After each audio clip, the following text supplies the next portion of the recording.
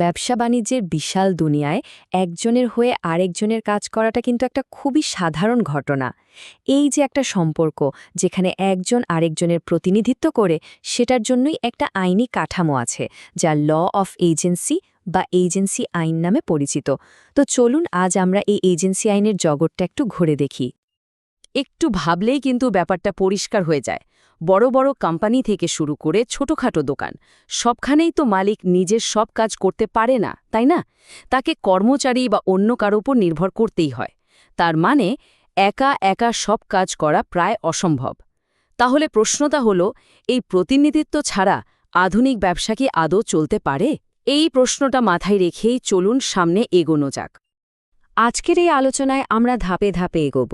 প্রথমে জানব এজেন্সি কি, এরপর দেখব প্রিন্সিপাল আর এজেন্ট হতে গেলে কি যোগ্যতা লাগে, কিভাবে এই সম্পর্কটা তৈরি হয়, কত রকমের এজেন্ট আছে, তাদের কার কি দায়িত্ব আর কর্তব্য, এবং সবশেষে কিভাবে এই সম্পর্কের ইতি টানা হয়, এই সব কিছুই আমরা কভার করব। তো চলুন একদম শুরু থেকে শুরু করা যাক। এজেন্সি জিনিসটা আসলে কি, আর এর মূল সম্পর্কটাই বা কেমন? আমাদের দেশের চুক্তি আইনের ১৮২ নম্বর ধারায় খুব সহজ করে বলা আছে, এজেন্সি হলো একটা আইনি সম্পর্ক যখন একজন ব্যক্তি, যাকে আমরা এজেন্ট বলছি, অন্য আরেকজন ব্যক্তির মানে প্রিন্সিপালের হয়ে কাজ করার জন্য নিযুক্ত হন, তখন তাদের মধ্যে যে সম্পর্ক তৈরি হয় সেটাই হলো এজেন্সি। এই কাজটা হতে পারে কোনো তৃতীয় পক্ষের সাথে লেনদেন বিষয়ক। তার মানে এখানে প্লেয়ার কিন্তু মোট ৩ জন। ১ প্রিন্সিপাল, মানে যিনি এজেন্টকে নিয়োগ দিচ্ছেন। ২ এজেন্ট, যিনি প্রিন্সিপালের হয়ে কাজটা করছেন। আর ৩ নম্বর হল থার্ড পার্টি বা তৃতীয় পক্ষ, যার সাথে এজেন্ট আসলে মূল কাজটা বা লেনদেনটা করছেন। আচ্ছা, তাহলে প্রিন্সিপাল বা এজেন্ট এই রোলগুলো কারা প্লে করতে পারে? যে কেউ কি হতে পারে? আইন কিন্তু এক্ষেত্রে বেশ পরিষ্কার কিছু যোগ্যতার কথা বলে দিয়েছে। আর এখানেই আসছে একটা বেশ মজার ব্যাপার। প্রিন্সিপাল হতে গেলে কিন্তু একজনকে অবশ্যই সাবালক এবং সুস্থ মস্তিষ্কের অধিকারী হতে হবে। কিন্তু এজেন্টের ক্ষেত্রে আইন বলছে যে কোনো ব্যক্তি এজেন্ট হতে পারে। ভাবা যায়, এমনকি একজন নাবালক বা মানসিকভাবে অসুস্থ ব্যক্তিও এজেন্ট হতে পারে। এটা কিন্তু বেশ অবাক করার মতনই একটা তথ্য। এর পেছনের যুক্তিটা চুক্তি আইনের ১৮৪ ধারায় দেওয়া আছে। বলা হচ্ছে, একজন নাবালক এজেন্ট তার কাজের মাধ্যমে প্রিন্সিপালকে তৃতীয় পক্ষের কাছে দায়বদ্ধ করতে পারে, কিন্তু সেই কাজের জন্য সে নিজে প্রিন্সিপালের কাছে দায়ী থাকবে না। সোজা কথায় সব ঝুঁকি কিন্তু প্রিন্সিপালের। এটা এজেন্সি আইনের একটা খুবই গুরুত্বপূর্ণ দিক। আচ্ছা, এজেন্সি কি আর কারা এর পক্ষ হতে পারে তা তো বোঝা গেল। এখন কথা হলো, এই প্রিন্সিপাল এজেন্ট সম্পর্কটা তৈরি হয় কিভাবে? আইনগতভাবে এর জন্য মূলত ৫টা পথ খোলা আছে। এই ৫টা উপায় হল: ১ সুস্পষ্ট চুক্তির মাধ্যমে, যেটা লেখা বা মৌখিক হতে পারে। ২ উদ্ধ বা ইমপ্লয়েড চুক্তির মাধ্যমে, মানে পরিস্থিতি বা আচরণ থেকেই যা বোঝা যায়। ৩ র্যাটিফিকেশন বা পরবর্তী অনুমোদনের মাধ্যমে। ৪ বিশেষ প্রয়োজনের তাগিদে। আর ৫ নম্বর হল এস্টোপেল বা প্রতিবন্ধকতার দ্বারা।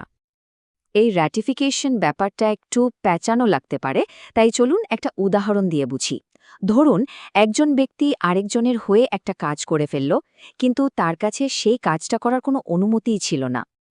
কিন্তু পরে যার জন্য কাজটা করা হয়েছিল তিনি কাজটা মেনে নিলেন, বললেন, ঠিক আছে, কাজটা যে করেছ ভালোই করেছ। এই যে তিনি পরে অনুমোদনটা দিলেন, এর ফলে আইন ধরে নেবে যে কাজটা করার সময় থেকেই তাদের মধ্যে একটা এজেন্সি সম্পর্ক ছিল, মানে সম্পর্কটা পেছনের তারিখ থেকে বৈধ হয়ে গেল। এজেন্টদের দুনিয়াটা কিন্তু অনেক বড় আর অনেক রকমের। আমাদের চারপাশে আমরা নানা রকম এজেন্ট দেখতে পাই, যারা বিভিন্ন ধরনের কাজ করেন। চলুন খুব পরিচিত কয়েক ধরনের এজেন্ট সম্পর্কে জেনে নেওয়া যাক। প্রথমে আসি দালালের কথায়। দালাল বা ব্রোকার হলেন এমন একজন এজেন্ট যার মূল কাজ হল ক্রেতা আর বিক্রেতাকে এক টেবিলে নিয়ে আসা বা তাদের মধ্যে একটা সংযোগ তৈরি করে দেওয়া। একবার সংযোগ হয়ে গেলে তার কাজও শেষ। এরপর আছেন নিলামকারী বা অকশনিয়ার। এরা হলেন সেই এজেন্ট যারা প্রিন্সিপালের জিনিসপত্র প্রকাশ্য নিলামে বিক্রি করার ক্ষমতা পান। আর এখানে একটা মজার ব্যাপার হলো নিলামকারী কিন্তু নিলাম শেষ হওয়া পর্যন্ত বিক্রেতার এজেন্ট, আর জিনিসটা বিক্রি হয়ে যাওয়ার পর সে কিন্তু আবার ক্রেতার এজেন্ট হিসেবেও কাজ করে। আর একজন বিশেষ ধরনের এজেন্ট হল ডেল ক্রেডিয়ার এজেন্ট। নামটা একটু কঠিন শোনালেও কাজটা খুব গুরুত্বপূর্ণ। ধরুন একজন রপ্তানিকারক বিদেশে মাল পাঠাচ্ছেন, তিনি হয়তো নিশ্চিত না যে বিদেশি ক্রেতা ঠিকঠাক টাকা দেবে কিনা। তখন এই ডেল ক্রেডিয়ার এজেন্ট একটা বাড়তি কমিশনের বিনিময়ে টাকা আদায়ের গ্যারেন্টি দেয়।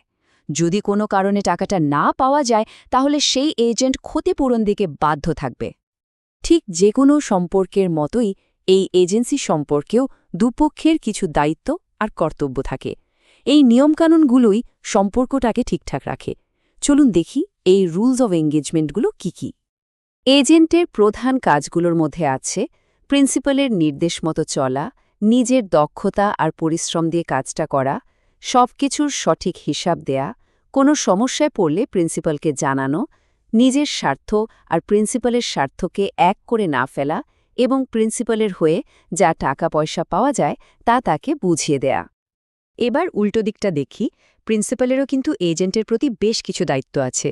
যেমন এজেন্টকে তার ঠিক করা পারিশ্রমিক বা কমিশন দেওয়া, এজেন্টের কোনো বৈধ কাজের জন্য যদি ক্ষতি হয় তার ক্ষতিপূরণ দেওয়া, এমনকি প্রিন্সিপালের নিজের কোনো ভুলের কারণে যদি এজেন্টের কোনো ক্ষতি হয় সেই ক্ষতিপূরণও প্রিন্সিপালকেই দিতে হবে। সব কিছুরই তো একটা শেষ আছে, তাই না? এই এজেন্সি সম্পর্কটাও তার ব্যতিক্রম নয়। একটা সময়ে গিয়ে এই আইনি সম্পর্কেরও অবস্থান ঘটে। চলুন দেখি ঠিক কি কি কারণে এটা হতে পারে। এই সম্পর্কটা শেষ হতে পারে মূলত দুই ভাবে। একটা হলো যখন দুই পক্ষ নিজেরাই ঠিক করে, যেমন পারস্পরিক সম্মতিতে সম্পর্ক শেষ করা বা প্রিন্সিপাল তার ক্ষমতা ফিরিয়ে নেওয়া অথবা এজেন্ট নিজেই কাজটা ছেড়ে দেওয়া। আরেকটা হলো যখন আইনগত কারণেই সম্পর্কটা টিকিয়ে রাখা যায় না, যেমন যে কাজের জন্য এজেন্সি তৈরি হয়েছিল সে কাজটা শেষ হয়ে গেলে বা নির্দিষ্ট সময় ফুরিয়ে গেলে কিংবা প্রিন্সিপাল বা এজেন্টের মধ্যে কেউ মারা গেলে বা মানসিকভাবে অসুস্থ হয়ে পড়লে অথবা প্রিন্সিপাল দেউলিয়া হয়ে গেলে। তাহলে পুরো ব্যাপারটা কি দাঁড়ালো? একটা এজেন্সির সম্পর্ক কিভাবে তৈরি হয় থেকে শুরু করে কিভাবে শেষ হয়, পুরো প্রক্রিয়াটাই কিন্তু একটা নির্দিষ্ট আইনি কাঠামোর মধ্যে চলে। আর এই কাঠামোই ব্যবসা বাণিজ্যের জগতে প্রতিনিধিত্বের মতো একটা জরুরি বিষয়কে সম্ভব আর নির্ভরযোগ্য করে তোলে। সবশেষে একটা প্রশ্ন রেখে যায়, একটু ভেবে দেখলে কিন্তু বোঝা যায় আমাদের দৈনন্দিন জীবনে বা পেশাগত ক্ষেত্রে আমরা জেনে বা না জেনেই কতবার প্রিন্সিপাল বা এজেন্টের ভূমিকায় থাকি।